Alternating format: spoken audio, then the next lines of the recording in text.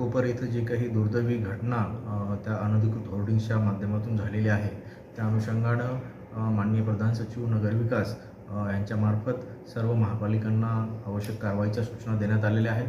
त्या अनुषंगानं कालच आपण लातूर शहरामध्ये जे काही अनधिकृत होर्डिंग बॅनर असतील किंवा अधिकृत होर्डिंग बॅनर असतील, त्या अनुषंगानं प्रेस नोटद्वारे सर्व या होर्डिंग्स मालकांना आणि ज्या प्रायव्हेट प्रॉपर्टीवर ह्या होर्डिंग्ज आहेत अशा सर्व प्रॉपर्टीधारकांना त्या ठिकाणी सूचना दिलेल्या आहेत की स्ट्रक्चरल स्टॅबिलिटी असल्याशिवाय कुठलंही होर्डिंग उभं राहणार नाही, याची आपण दक्षता घ्यायची आहे.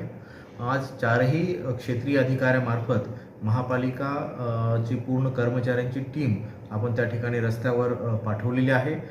जेवढे काही होर्डिंग्स विदाऊट स्ट्रक्चरल स्टॅबिलिटीचे आढळून येतील, मग त्यामध्ये अधिकृत होर्डिंग्स असो किंवा अनधिकृत होर्डिंग्स असो, ही सर्वच होर्डिंग्स तात्काळ हटवण्याचे आदेश आपण या ठिकाणी निर्गमित केलेले आहेत. मला अपेक्षा आहे की येत्या 2 ते 3 दिवसामध्ये शहरातील सर्व अधिकृत अनधिकृत अशा दोन्ही प्रकारचे होर्डिंग्स आपण काढून घेणार आहोत. ज्यानंतर जे अधिकृत होर्डिंग्स आहेत त्यांचं स्ट्रक्चरल स्टॅबिलिटी प्रमाणपत्र आल्यानंतरच आणि त्याच्या साईज याच्याविषयी महापालिकेनं खात्री केल्यानंतरच त्या ठिकाणी होर्डिंग्स ते लावू शकणार आहे.